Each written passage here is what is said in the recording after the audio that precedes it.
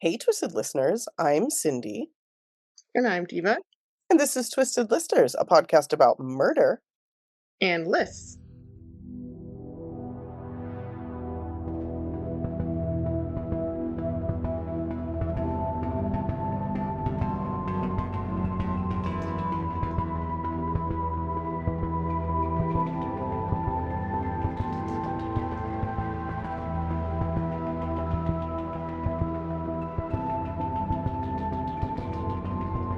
And we're back after like 2 weeks. I put up one Patreon episode for everyone. Hmm. Guys, I'm so sorry. Diva had more going on, and I ended up getting super fucking sick, which you can probably still hear. And I got 6 ducks and a dog. So, like, a lot has happened Wow. that And just I've like, traveled. I went to a conference, traveled with a baby. I moved with a baby. It's all very challenging times. So I'm finally kind of coming up for air yeah, of how was normalcy. traveling? How was traveling? It's okay. There was only like a dicey moment on kind of each flight, but luckily Okay. we soothed him quickly. It was like, but it's always kind of anxiety inducing to be like the person with the screaming baby on the flight. You're like, oh man, Yeah. that's me, is it? Yeah, that's rough. Babies don't understand why their ears suddenly hurt, so they're just gonna scream about it, Yeah, and like totally yeah. fair, you know? No, but Um, it was okay. He did good. We got like noise canceling headphones, which you had the same pair for your kid back in the day. same So, blue ones. Yep. I think they're still floating mm-hmm. around somewhere because we never threw anything away, but yeah. So we're It's very brilliant. sorry Yeah, we we were used him again gone. because people were doing work on the house and like hammering away. So we used him again, and he was just like, "Oh, Oh, bye. I don't smart. care." Yeah. Yeah, He's like, I hear nothing, I'm great. So yeah, sorry we were gone for so long, you guys. Thanks for still listening. We're still getting a lot of listens every day, which is like so lovely and makes people me got to feel catch up loved. too. Sometimes Mm-hmm. people don't always aren't always up to date because we release so much content. I know we really do, which is why it's been So harder lately with so many life changes. But I think we're yeah, gonna get back into the swing now, so I'm very happy about that. And speaking of, should we just dive into our let's do fucking it. cases? Okay. Oh, also, Yeah. I just want to say really quickly because we haven't said it in a while, and I think it's really important for anyone and everyone with a platform to say it. Free Palestine, free I was just thinking we Palestine. should say that too. As a Yeah, good, my great minds think alike. I was just saying we should that's make right. another announcement. We did it a while back, but just in case anyone was unclear where we stand, it's important for everyone to say Yeah, it all the time with I any feel kind like of yeah. anything. Absolutely. I feel like we said it even before October 7th happened. We were like, Mm-hmm. hey, just in case anybody wants to know, like this is how we feel. Mm-hmm. But like now more than ever, like free Palestine. And if you don't agree, stop listening to us and go think about your life because you're a terrible Take your person probably. phone, throw it in the ocean, but like take a long walk. Take your whole computer, throw it in the garbage, walk away. Yeah, Yeah, I I think that's don't. fair. It's amazing. Yeah, it's amazing that anyone can be okay or like pro massacre and genocide. Yeah. It's like It's like wild. the Um, well, it's not okay, but and it's like no, nope, right there. The no, minute you say but is the minute you just it's admit really you are upsetting. down for what's happening. Yeah. Yeah, Anyway, yeah. so that's our official Twisted Lister stance. But moving Hmm. on, we're gonna do a request. This is a listener request for uh Southeast Pennsylvania. Is that I think that's exactly what it was. Basically, I'm doing something from Philadelphia. I'm doing Yeah, a there's a lot Philadelphia of murder. Philadelphia. Both of mine are Philadelphia, but I did try to pepper in like the surrounding area as well into our list. But I'm not sure if those will make it in, or if we'll Right. just happen to pick Philly cases, Right. Well, suburbs of Philly. I know there are some like there's like a specific one that Seamus had asked for. Let me see. Yeah. Abington, Pennsylvania, there's one that I'm gonna try to do. Mm, That's the one that I was thinking about doing.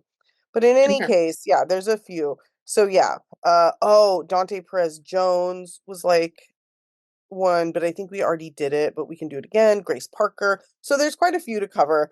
So we'll get at least one of those covered per Great. the listener request.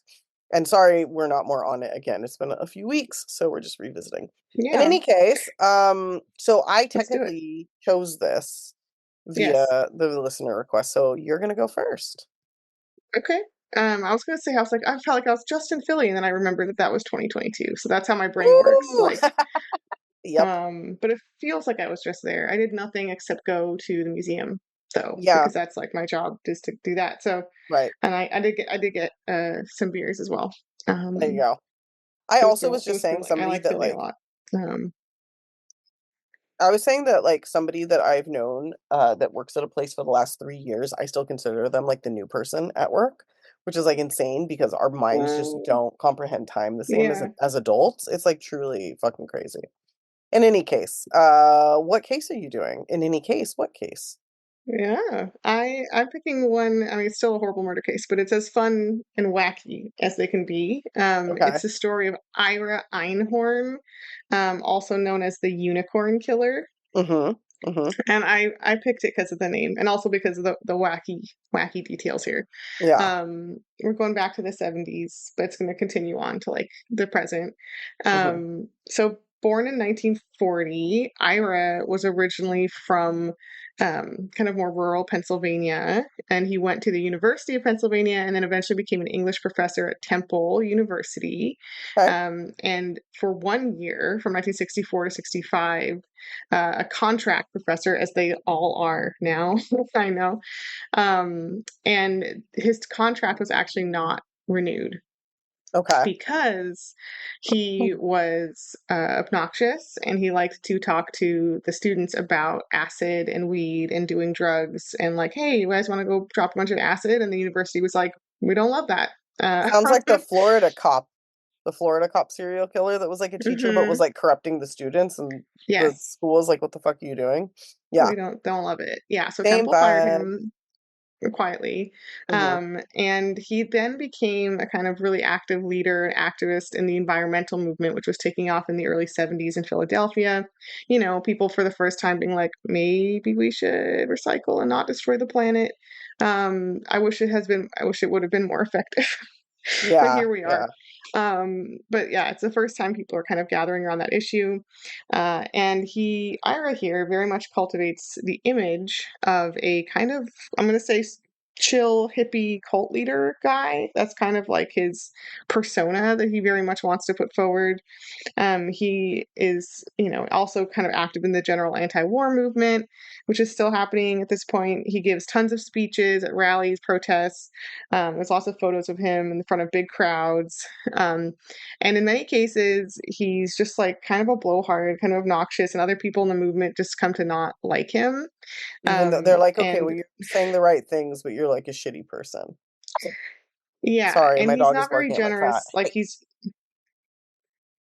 Go ahead, sorry. interspecies conflict. I know. Um, Yeah, he loved to tell everyone that he founded Earth Day, but in The fact, fuck? he didn't. Spoiler Yeah, alert. I'm gonna say I Um, already know that's not true. So what the it's not fuck? true. It was discredited pretty much immediately and ever since because it's widely known that a Wisconsin senator actually founded it completely separately.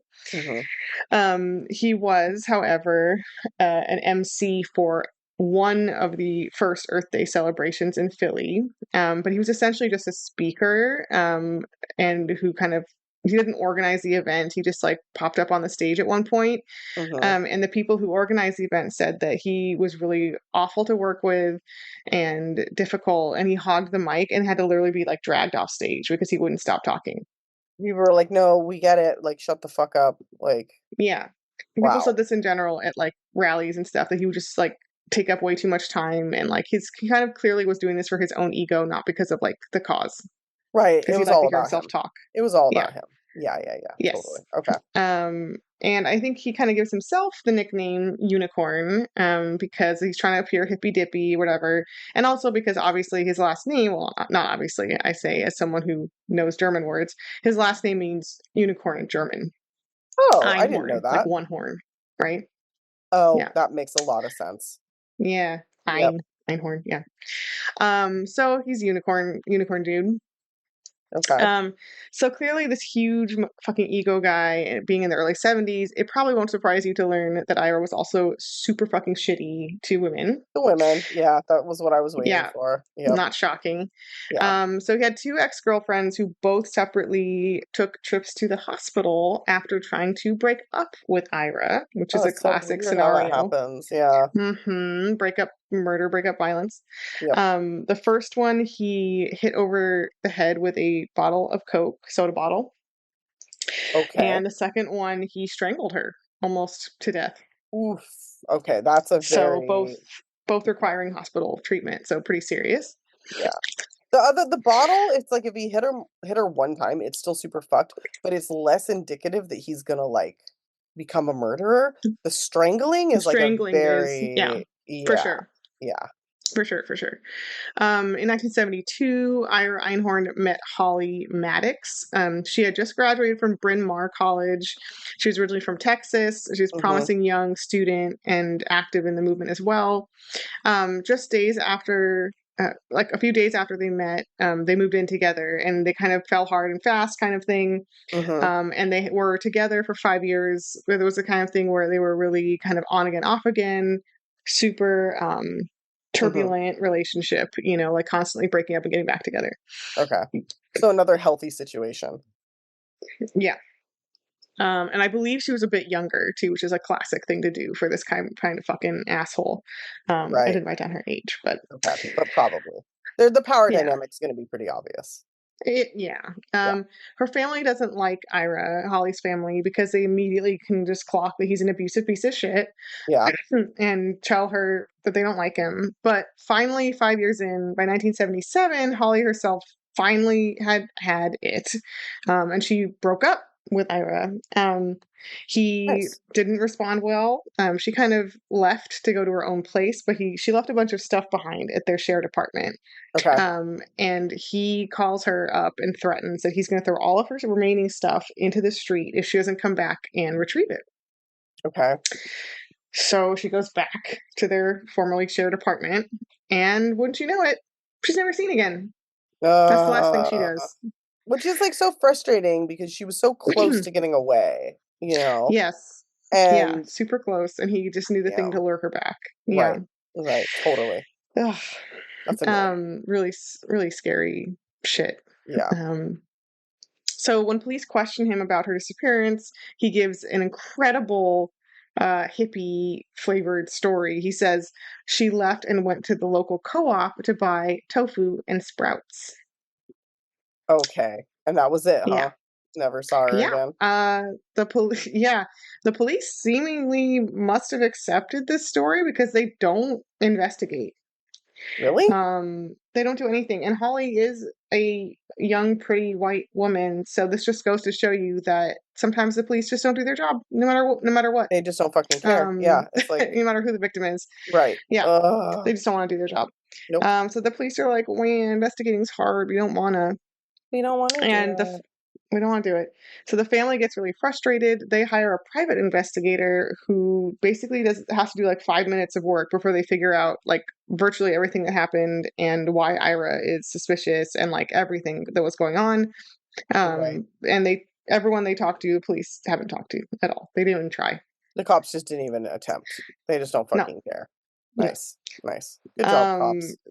so the PI talks to the person who lived in the apartment below this apartment, Mm-hmm. Ira's, formerly both of theirs, Right. and they described that day or that night when she went back to get her stuff and how they heard a quote unquote blood curdling scream Oh, that's as never good. well as yeah loud banging. They also saw, this is gross, reddish brown fluids that smelled dripping from their ceiling. Oh, no, no.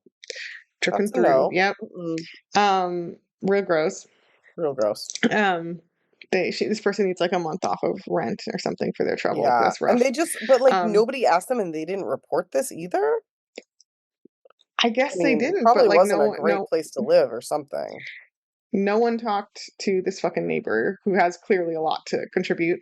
That's wild Um, to me. yeah, Okay. so the resident and or the landlord called plumbers in to look at this drip situation, Mm-hmm. and when they asked to go into Ira's apartment, he let them in, but he wouldn't let them in the closet from which the fluids were clearly originating. Gotcha. Okay. So these plumbers are standing there like, okay, and Like, then we I need guess to they get just in leave. here. Yeah. Okay. Mm-hmm. Mm-hmm. No one talks to this neighbor, plumbers, landlord, anyone Right. about this leaky closet. So there you go. But Yeah. now that the after the PI did their job for them, phew, thank God. Yeah. The PI delivers all this little packet folder of stuff they found to the cops, and the cops say, "Oh, okay." So, That's it? in Okay. 19, yeah, in 1979, they go to the apartment and they bust into, this is 2 years later, right, from the disappearance, quote unquote. Hmm. Um, and they bust into this fluid leaking, suspicious closet where they find a very grim and stinky discovery. It is Uh, Holly's body. hmm. It had been essentially mummified, Oof. kind of petrified, if you will, and stuffed into a trunk. And along with her body, they found styrofoam, newspapers, and air fresheners, which were not working, Ugh. not Even though effective. what it's weird Um, she still smells if she's mummified. yeah, she definitely still smells. I mean, I'm not sure actually what is mummified about her. That word might not be totally accurate. I've also seen a lot of news stories refer to this as he composted her, which is Oh, kind of that's like a very reference to different. Like the which is kind of a hippie. reference to the hippiness. Yeah. I mean, I think the composting aspect might come from the fact that there was other kind of trash found with her, you know, Yeah. but she Yeah. wasn't outside. She wasn't in a compost pile, a real one. But to me, it actually sounds more like composting than mummifying because there was no preparation. She was more just like sitting there, right? Yeah. That's so Narnar. Decomposing along with other trash. So it is kind of composting, Right. um, more so than mummifying. Yeah, I mean, but that's a very different thing. Like Yeah, composting is very different than mummifying. Like it's like polar opposites in terms of like what's happening. yeah. I mean, I'm It's not a more fucking composting. biologist or some shit, It's more but I mean, composting. it's more She was okay. sitting there. She was Yeah. sitting there. Oh, that's Um, fucked. That's so it's fucked. really gross. 2 years too that he was living in the apartment Woof. with her. Yeah. Um, an autopsy revealed that she had been bludgeoned to death and her skull had been fractured 6 times. So Wow. that will tell you where those blood curdling screams originated. Yeah. Yep. Um, I was arrested promptly, obviously, and he proclaims his innocence because, of course, he does. I roll. Yeah. Um, this gets weirder before we conclude here. He got out on bail because he schmoozed a fancy socialite to pay his bail.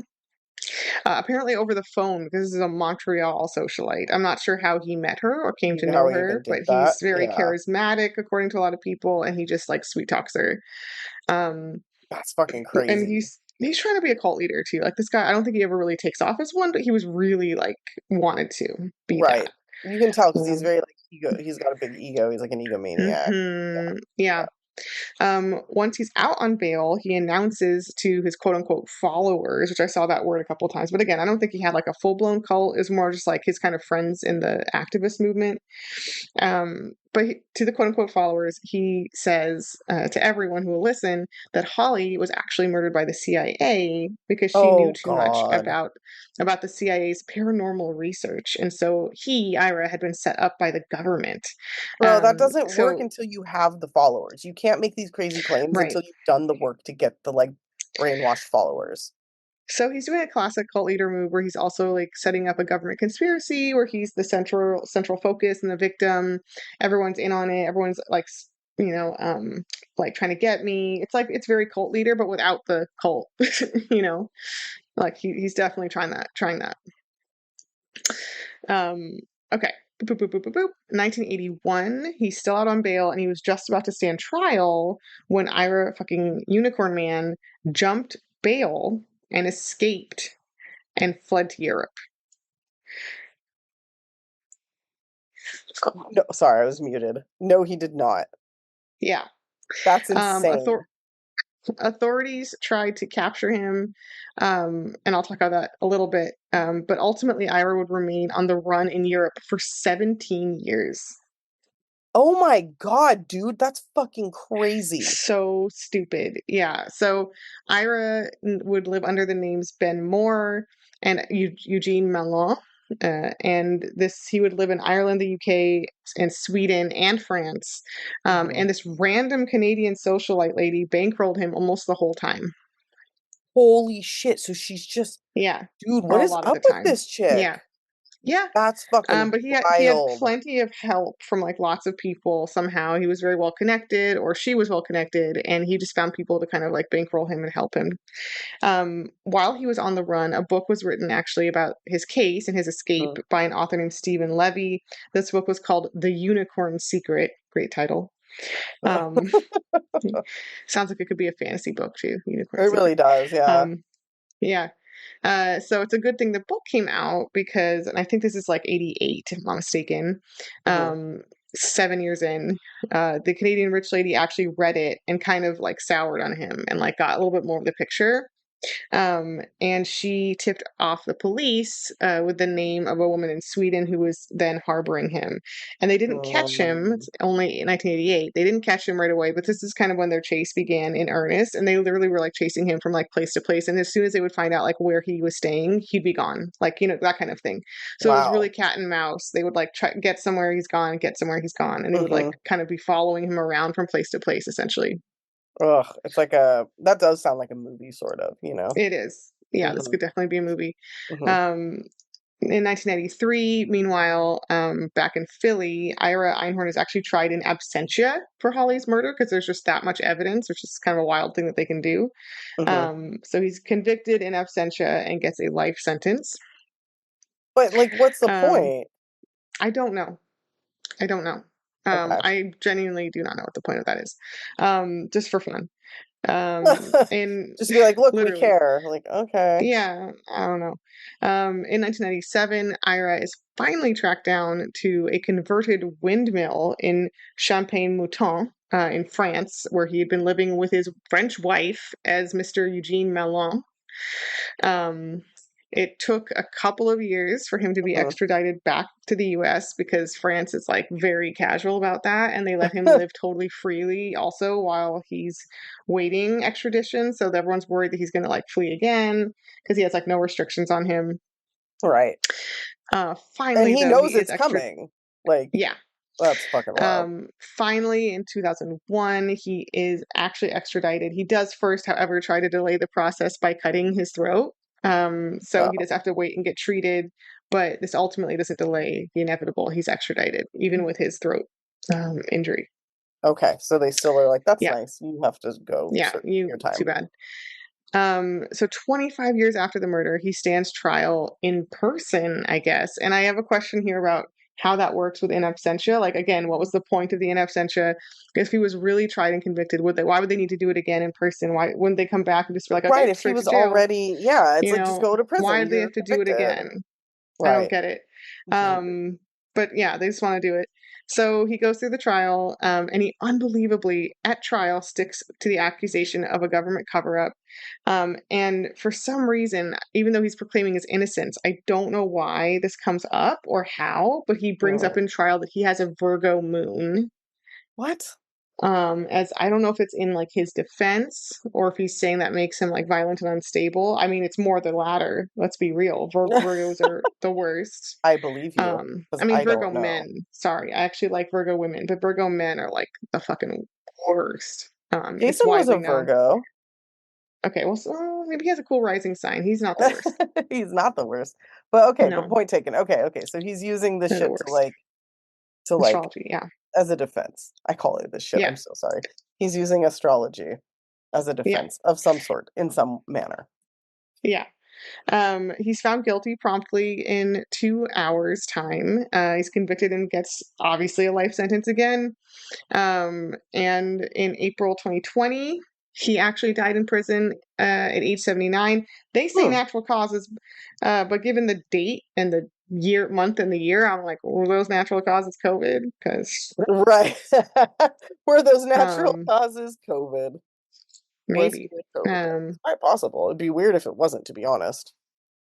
79-year-old in prison, like, sounds in about April right. 2020. Yeah. Yeah, sounds right. But yeah, so that's the story of Ira Einhorn. I thought it was weird and interesting. What's crazy is he And had that weird lady bankrolling him and then like married someone else. And yeah, like what no, was he some saying to dudes are like her? this. I know one in real life, dude, like where they just like scam, go from like scamming lady to scamming lady to scamming ladies. Like that's just their vibe. Like Do I know this person too? Because someone came to mind as soon as you said that for some reason. Maybe. Oh, I wonder. All right. Mm. Who knows?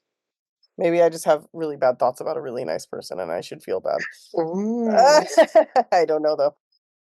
My dog is driving me nuts because my cat decided to come in here while we're recording and taunt the dog because he won't let the dog touch him or play with him, but he like wants to come in here and like sleep in my sock basket and then like make the dog want him terribly. But he's just like, fuck you. And I really kind of respect Mm. it. But sorry guys for the barking. It's because my dog is really frustrated that he can't play with Mookie. So, Oh but my gosh. Mookie's just like, fuck yeah. That's Honestly, often the vibe between dogs and cats. Dogs are like, "Hey, be my friend, and play," and cats are like, "Fuck you." I will kill you. Yeah. No, Yeah, no. Boris is like desperately begging Mookie to play with him, and Mookie like knows it. And I feel like Rory last night, we kind of got in an argument because Rory's like, he's taunting Boris. And I was like, no, he's not. Now I'm like, oh no, he totally is. He super is. He's like fucking with him. But anyway, that's a crazy ass story. And it's funny when you were talking about the apartment because my story also has like an apartment moment. So Oh, I nice. will get into that now. Um, okay, I am doing the story of Harrison Graham. This is a man who was born in 1958. He's a Libra. He was born in October. He was the oldest of five kids, born and raised in Philadelphia. And this is going to be, I mean, not quick, but kind of quick. He had mental health issues from a young age. He had like pretty major learning disabilities. And while he was mostly considered to be like a very nice guy, I think he did have kind of fits of rage like from a young age. Um, Now, I read a lot of different things about this guy. If you look on Wikipedia, it's super cut and dry. It's super just like fairly normal life. Didn't live in a great neighborhood, but didn't have anything extraordinary happen to him. But then if you go on Murderpedia, there's like five or six different really salacious articles that are like they say some crazy shit. So I'm gonna just take all of this with a grain of salt because this is all kind of older reporting and I'm just not sure. But essentially what these say Okay. is that from a young age, his parents were together for most of his life, and they sold him into uh, child like sex slavery, like homosexual child sex slavery from a Holy young shit. age. Yeah. Whoa. So he had like a pimp when he was like, 11 years old. And it was Oh my all god. he was being sold to men. Which is really It's crazy and horrifying that that exists at all. right, That is right. insane. Okay. Yeah. Yeah. He did attend high school, but he dropped out in the 10th grade because of bad grades and always being absent, which I think aligns with kind of the idea that he was being sold and sort of trafficked and just Mhm. not, cared for properly by his family. But I think outwardly he had sort of a normal like life. He also, because it was Philadelphia, it was like the 70s, it was not a good, area. I don't think anybody really noticed what was going on or cared. So Okay. I think whether or not this like happened, I think it very well could have. You know what I'm saying? Yeah. Um, so anyway, he dropped out in 10th grade. He started working construction and he kind of got into, he actually moved into North Philadelphia and he moved into like a really rough neighborhood. He got really into drinking and drugs, but generally was considered like a pretty chill dude.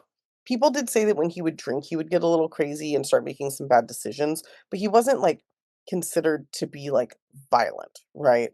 Okay. He seemed, like a pretty nice guy. So I think when we think about like the neighborhood, because people were like, "Oh, he's a nice guy," he was also like selling and buying drugs, and he used a vacant area near his apartment to kind of facilitate that.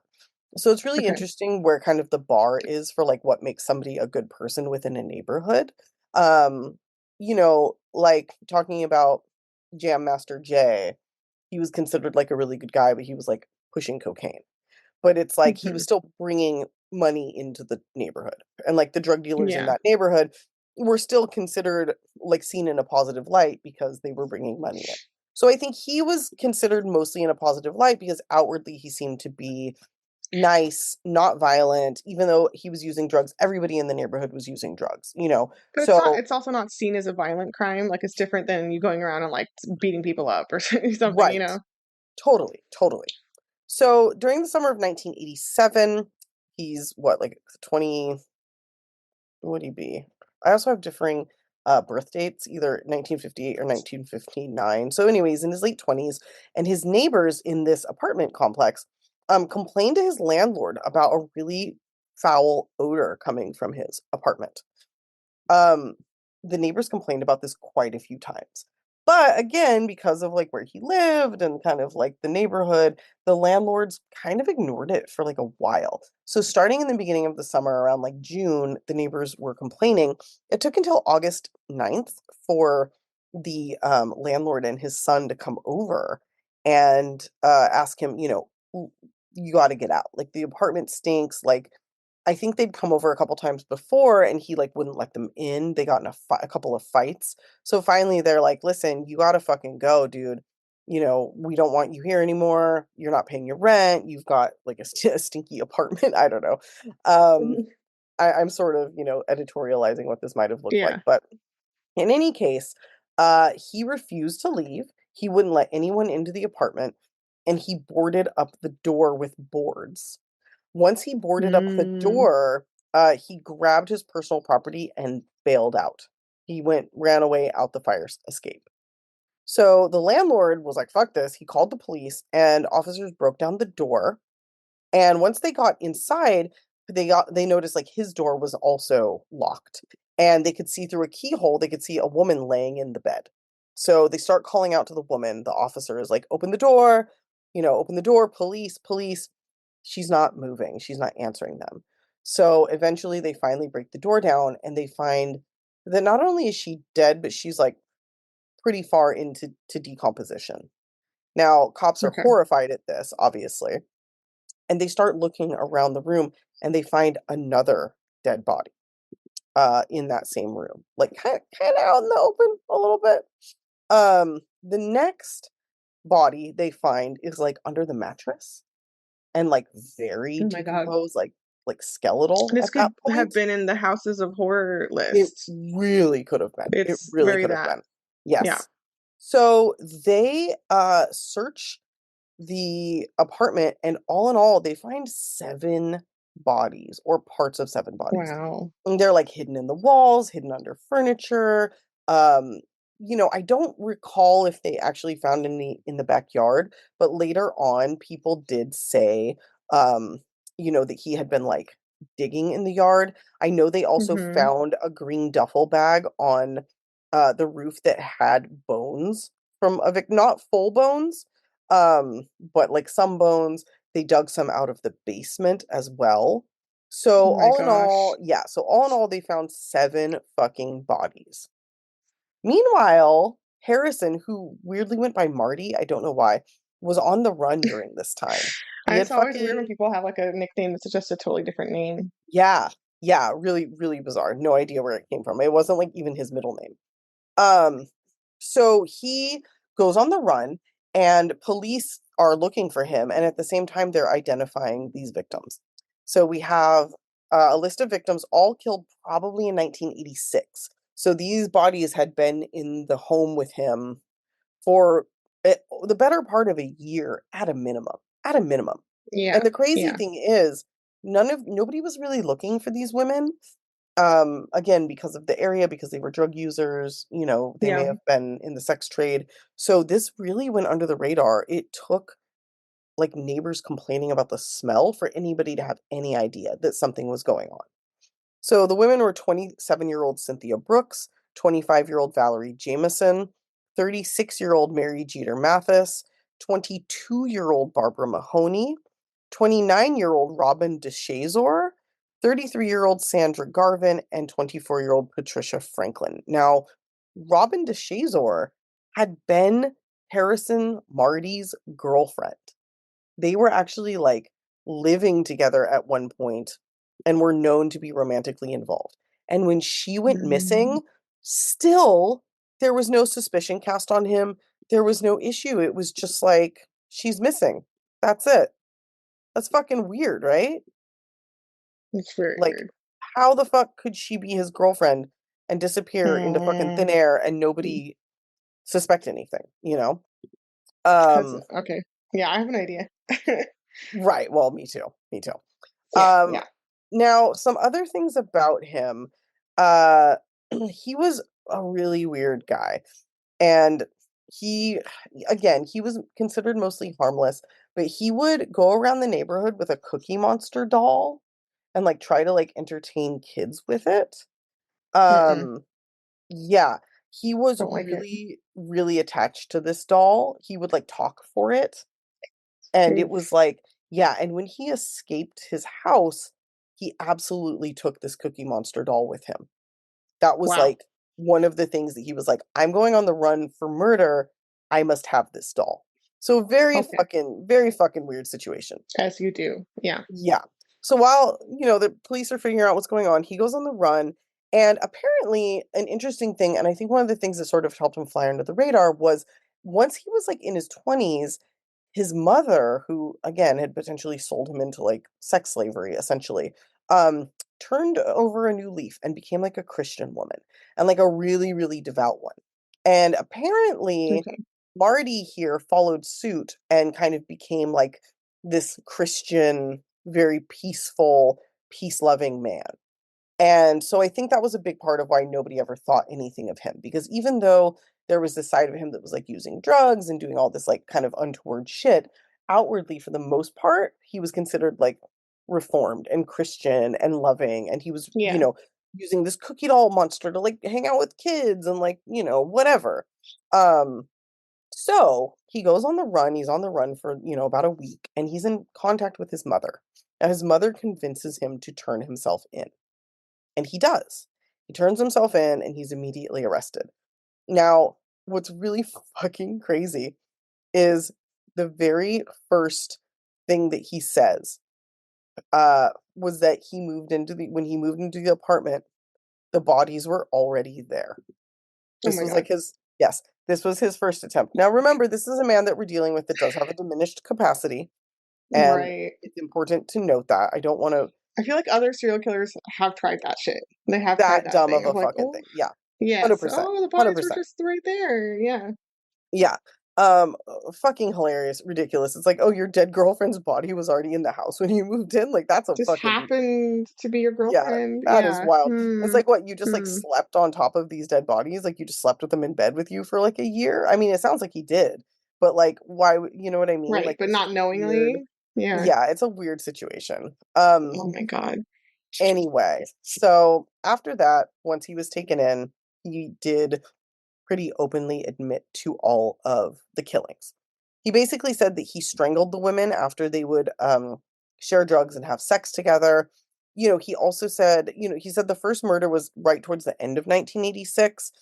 Another one of the women, like he never intended to kill any of them.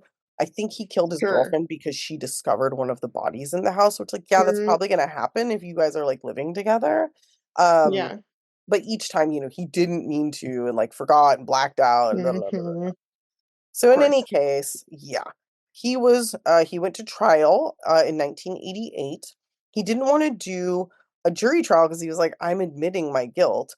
But the prosecutors were demanding the death penalty, and his lawyer was like, he's got a diminished capacity, but we should be giving him a lenient sentence. So Hmm. what they did, the other thing was they realized that he had multiple personalities. I forget what that's called at this Oh, point. disassociative, I think. Yeah. Dissociative personality disorder, is that it? Or something like that? Identity? Disassociative identity? Is Identity? that Okay, correct? potentially. Yeah. Um, all the articles that I have are like from the 80s, so it's very outdated Right. terminology. Multiple personality. Yeah. Yeah. But in any case, he had like the Christian person, then he had like the evil drug dealer, right? And the evil drug dealer was the one who murdered these women, who buried their, or who like, hid and buried their bodies. And then the other one was the one that had the Cookie Monster doll and was like a Christian Hmm. who like loved children. Right. So, they take all of this into account when they're kind of doing the proceedings. April 28th, 1988, he was found guilty on all charges. He received 6 death sentences, and 1 life imprisonment sentence. And the reason that he was Mm, sentenced in this manner is because he cannot be put to death until he finishes his life imprisonment. So it was sort of a way of okay. giving the death sentence, the death penalty, as sort of a representation of like, we, you should be put to death for what you did. But then the life sentence sort of saved him from actually facing the death Right. penalty. I mean, you So could also say that it's symbolic. kind of a backup thing just in case he gets let out on some parole technicality or something, maybe. Then they have Right. like the backup sentence. Right. So it's like you're never going to see the light of day ever again. No. But it was also a way of him not being put to death. And I do believe that at some point the death penalty was overturned for him again because of the diminished capacity. But I think Yeah. they wanted to do that symbolically for the families because, obviously everybody's very upset. I did want to also call out a few interesting things. There were other serial killers killing at this time in this area, including Gary Heideneck, who lived less than a mile and a half away from That's Harrison Graham crazy. and was That's killing at crazy. the same time. Yes, I isn't was that gonna say we fucking have to shout wild? out to the number one terrifying thing in Philly in my book, which is Gary Heineck. Yeah, Gary Heideneck. Yep. They And you were covered doing for House of this. Horrors We number one, in did. case you're I mean, interested. Yeah, goddamn, there were 2 Philadelphia House of Horrors happening at the same time. Like, what the that's fuck? crazy. But yeah, Yeah. Gary Heideneck's in House of Horrors, I think part one.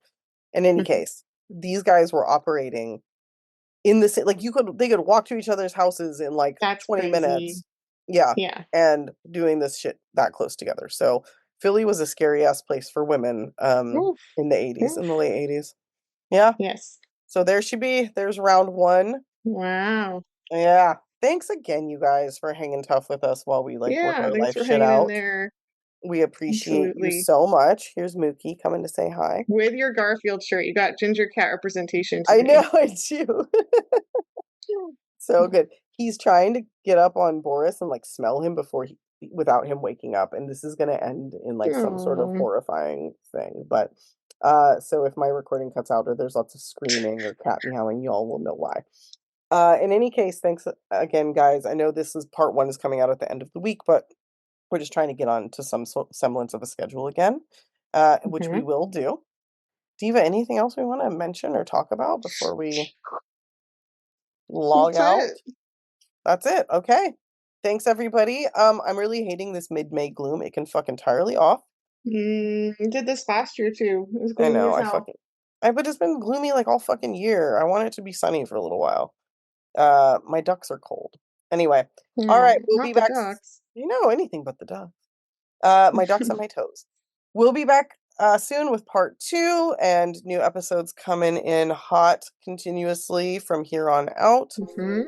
Thanks everybody for listening. Please like, rate, review, and until the next half, Stay. off our Live. yes. Ciao. All right. Bye.